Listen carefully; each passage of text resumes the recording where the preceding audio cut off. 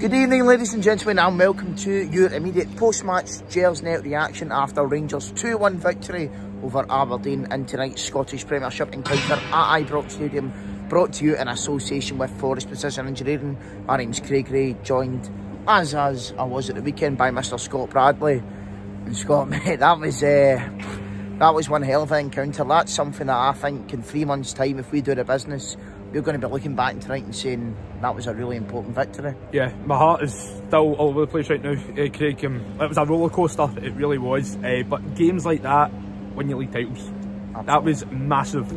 And overall, I think Rangers were. I think Rangers were at our best. Like, I think we were at our best tonight, far from it. But that's the thing with the Clement side. They don't stop. They just keep working and working. And the desire, the work ethic was there tonight. And we were relentless. We put so much pressure on Aberdeen and they couldn't cope with it. And I will say this about John Luncham as well, who I would like to pinpoint. Anytime the ball went out for a shy, a corner, goal kick, anything, he's riling the crowd up, getting us going. And it was like getting the crowd on side. The atmosphere I thought tonight, Craig, was absolutely outstanding. Well, it was up there with a European atmosphere. It felt like that. Aye. I mean, we got the first goal quite early on, and both goals were quite similar. McCausland does a wee bit of drinking on the right, it takes a shot, keeper parries it out, straight to Matondo. Matondo scores, you know, 2 goals in 2 games for him. I think we'll probably come on to how much he could have done later on in the game, but at the end of the day, he's got the numbers, 2 goals in 2 games, fair enough. Yep. But we scored that goal, that must have been what, in the first 10 minutes, and as soon as we scored that, I'm thinking, Christ, we're going to take them for 4 and 5. But and see, to be honest as well, I genuinely thought, see that entire first half performance, and when I say that entire first half, I really do mean that entire first half. We absolutely battered them. Yeah, we're all over them. We absolutely were all over them. And then I was the same as you. As soon as Rangers got the first goal, I was thinking this is going to be a hiding here. And I think Neil Warnock was probably thinking the same as well in the opposition dugout. I think he was probably hoping for it as well. Yeah, I said to you as well, I've never known an Aberdeen manager to come to Ibrox in the opposition dugout and get a round of applause, get a good reception. But I couldn't believe it. As soon as they came out the tunnel, as soon as it came on the screen, it was, oh, that Rangers fans are buzzing. I think you would have enjoyed that as well. But then obviously towards the end of the first half, Aberdeen get that goal. Obviously it was poor from Connor Goldson. In my opinion, should be doing a hell of a lot better. But we also credit where it's true. He is a very good player, and he is a player when he's a real thorn in the side to any opposition defence, because he's physically he's good, technically he's good, and see when he gets a chance, he just pounces on it. And that's one thing as well. I was thinking, because you know what the Rangers fans are like at times, Craig. If we go in by conceding a goal right before half time, the Rangers support can be quite negative and the boos would ring out, but that didn't happen. And it's just sweet small things like that. I want the positivity to keep going and going, because see, just as you know what, as I was saying, the Rangers fans just sometimes want to be negative about any small thing, and we spoke about that the weekend about, Rangers need another striker, we need another striker. And we'll come on to Fabio Silva. I thought he was tremendous when he came on. I thought he was absolutely tremendous, technically very good. And you've seen the difference as well when we brought off Dessers and brought on Fabio Silva. And I don't want to get too ahead of myself, but like I think he will. I'm going to say it now. I think he will be good for us. I think he could be a good player for us, Craig. Well, the thing is, Scott, Fabio Silva has been good for us. I mean, he's played what, 4 or 5 games now. I don't think he's had a bad game, even against Dumbarton. I think tonight was his best, in my opinion. And that's the thing. Yeah. He came on with about half an hour to go, but the thing that really. So you take his performance at the weekend, right? He obviously started the game. I thought he looked great, a lot of great touches. Obviously scored a goal. Tonight was about the opposite of doing that. I was about the defensive part of the game. The amount of times Mr. Silva had the ball over in that corner over there, taking it in, they couldn't get it off him. Exactly. That's exactly what you want. With 5-10 minutes to go in a game management, see it out. We'll come on to the red card a wee bit later. But you know, especially when you're down to 10 men, it's game management. See the game out. Yep. We've said it before about these types of games. See if that was the previous manager, that would have been a draw tonight. Yep. No, 100%, yeah. Yeah, that's, as you were saying, the game management, I thought it was terrific. And we seen it out perfectly, because obviously when you heard 8 minutes added on, you're thinking, oh God. And that's where the heart was like, pounding like crazy. But yeah, we set out so well. Just in that corner, I feel like Aberdeen could not get that ball off us. Like, it was corner after corner, and yeah, it frustrated them. And yeah, Clement has nailed that down to an absolute T. And yeah, and it also as well, I will say, like Jack Butland again, so he made some key saves as well. Usual, isn't it? Yep. Yeah, obviously I feel like I feel like it's every game we'll be saying that about Jack Butland.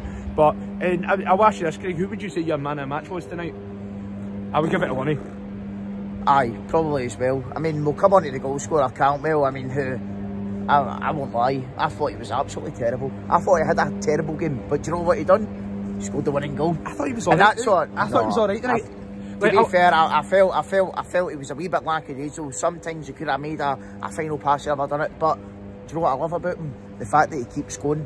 Similar to Dessers in that sense, that whenever you've got a downside, whenever there's a negative, you just keep going, you keep going. And see, to be honest with Cantwell, I think that's 5 goals in 6 league games now.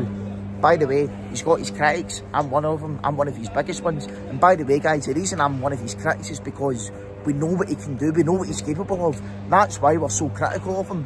But I mean, to be fair to the guy, but he scores a winning goal tonight. He's there to pounce on another wayward shot. Yeah, that's the thing as well. Like, see, ever since that Old Firm game, Cantwell's numbers have went up, and he's been a hell of a lot better. That's the thing as well. We both agreed that Old Firm game, he was a passenger.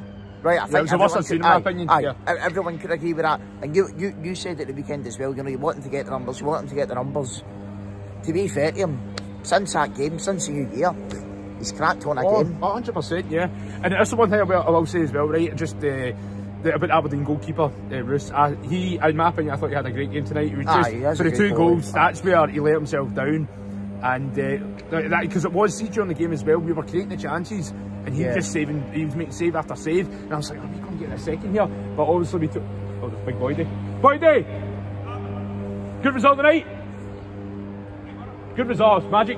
Right, we're doing a post-match. We're going to be post-match. Gelsnet podcast. You want to get me? Give us a smile. Aye, give us a wee smile for the pod. Cheers, mate. You're right, boy. That's what you want as well. Right, but now we need to talk about that red card, which, in my opinion, wasn't a red card. Aye, exactly. The big man's right. It was never a red card. Scott, I mean, I seen it for the Govan, you seen it for the main stand. I think most people, when they thought, went through in the challenge, it was kind of like 50-50. I was thinking it depends how high his studs were. As soon as it goes to VAR, I'm thinking, right, surely to God, it's getting chalked off. For the first time, possibly, in the history of Scottish football, the referee sticks with his original decision. Now, it would have been amazing if he'd done that in the Old Firm game here in the 3rd of September after Roof's goal. It would have been amazing if he overturned his decision the game last season when Morelos scored at Parkhead. But it just seemed to so happen that the first time that a referee doesn't change his mind is in a big game at Ibrox and the decision goes against Rangers. So I set up in the club deck, right, and from my vantage point at the time, I thought that's a red. That's what I thought instantly, right? I was like, oh, right away I was like, the studs went up here, right? It's got to be a red. But then my opinion started to change after how long it was taking for, like, oh, hold on, right? So it's went to VAR, the referees went to the monitor, right? So I'm like thinking, right, there's got to be something up here. Then of course they stopped with that decision, but then obviously in the presser, you seen the replays. Never a red in a million years. Yeah, it's never a red. As Clement says, he touches his toes. You'll never see a red card for touching your toes in your life. No, it was ridiculous. It was ridiculous. It will get overturned. You don't need to worry about that. It will get overturned. But that's not the point. The fact is, if that could have transferred. I mean, you seen it when Aberdeen got that free kick. That could be a game changer. Yep. Well, when Aberdeen got that free kick right at the end, Duke could have scored that. And I mean, we were all thinking at the end, well, Duke scored the same goal against us last season. It could happen, but it went past the post. You know, these things happen. But aye, it's one of the ones where it wasn't a red card. Hopefully it'll get overturned. It should get overturned. We say it will get overturned, but let's face it, it's Scottish football. But ladies and gentlemen, thanks for your time tonight anyway. Nice being propped to appearance from Big Boy Day as well. Well, of course. I mean, you can't get a much better line than that, can you, ladies and gentlemen? No, but thanks very much, Scott, for joining us again. Alec Anderson will obviously do your typical post-match reaction video. We'll be back again Friday with all your previews for the Ayr United Scottish Cup clash on Saturday. and we'll see you later. Cheery bye, guys. Bye-bye.